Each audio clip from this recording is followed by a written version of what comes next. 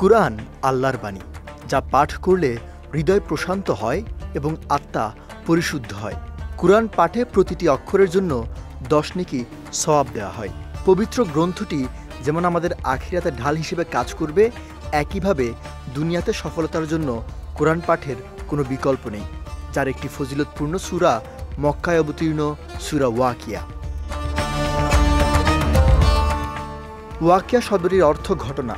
এই সূরায় কিয়ামত সম্পর্কিত বিপর্যয়ের বর্ণনা প্রদান করা হয়েছে, যা সকল মানুষ একদিন অবধারিতভাবে দেখতে পাবে। তাই এর নাম ওয়াকিয়া রাখা হয়েছে। এই সূরা কিয়ামতের দিন এবং এর পরবর্তী পরিণতির ব্যাপারে মানুষকে সতর্ক করে এবং আল্লাহর দিকে ফিরে আসার তাগিদ দেয়।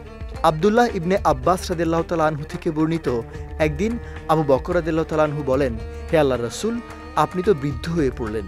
তখন নবীজি সাল্লাল্লাহু আলাইহি সাল্লাম বললেন, হ্যাঁ, আমাকে সূরা হুদ, ওয়াকিয়া, মুরসালাত, নাবা এবং সূরা তাকওয়ির বৃদ্ধ করে ফেলেছে।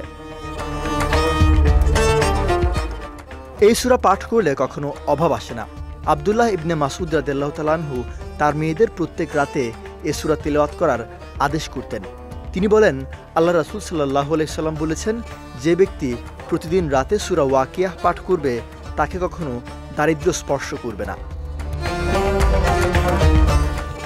তবে ইসলাম বিষয়ক গবেষকগণ মাগরিবের নামাজের পর সূরা ওয়াকিয়া পাঠ করার অভিমত ব্যক্ত করেছেন, কেননা দিনরাত 24 ঘন্টার মধ্যে সকাল ও সন্ধ্যা গুরুত্বপূর্ণ দুটি সময়। মহান আল্লাহ এই দুটি সময় জিকির করার নির্দেশ দিয়েছেন। আর আমলটি যেহেতু রাতের এবং রাতের নির্ধারিত কোনো সময় বলা হয়নি, তাই সন্ধ্যাবেলাতেই এই আমল করা উত্তম।